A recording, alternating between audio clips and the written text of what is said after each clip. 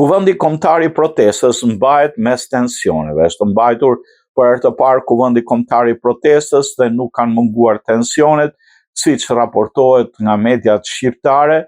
Persona të ndryshëm që janë prezent në sallë kanë dalë kundër natyrës dhe mënyrës se si po organizohej kjo mbledhje dhe personat që ishin të pranishëm aty.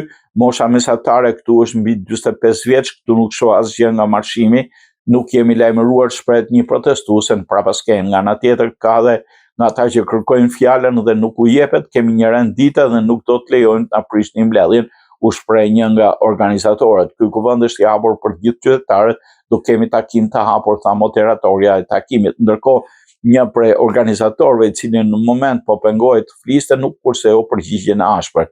Nuk më ndjerën kur kam pasur 300 veta përballë, jo më juve. Prandaj mos më sfidoni, mos na merrni neve se kur jemi të butë, u shpreh, duke shkaktuar më pas një reagim të ashpër në sallë. Ndërkohë një prej qytetarëve kërkoi të ulen rreshtën e parë dhe 3 djemtë cituan për ta kundërshtuar me forcë, pavarësisht këmbguljes së organizatorëve, ai nuk u qua nga karrika në rreshtën e parë.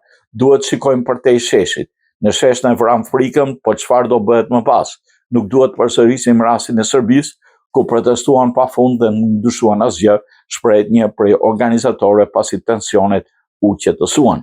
Rezistenca e qytetarëve hyri sot në ditën e 50 të saj, duke shënuar një moment historik në rrugtimin e Shqipërisë pluraliste në këto 35 vite, të mërzitur me klasën e vjetër politike dhe dëmet që i kanë shkaktuar vendit, qeveritë qytetarët kërkojnë ndrimin e saj dhe rrezimin e qeverisë aktuale, duke pasur si kërkesë kryesore dorëheqjen e kryeministit Edi Rama. Kërkesa është e panegociueshme, teksa mijëra qytetarë mblidhen çdo natë në bulevardin para kryeministrisë, ku mbajnë fjalime dhe më pas marshojnë rrugëve të Tiranës duke sensibilizuar me thirrjet.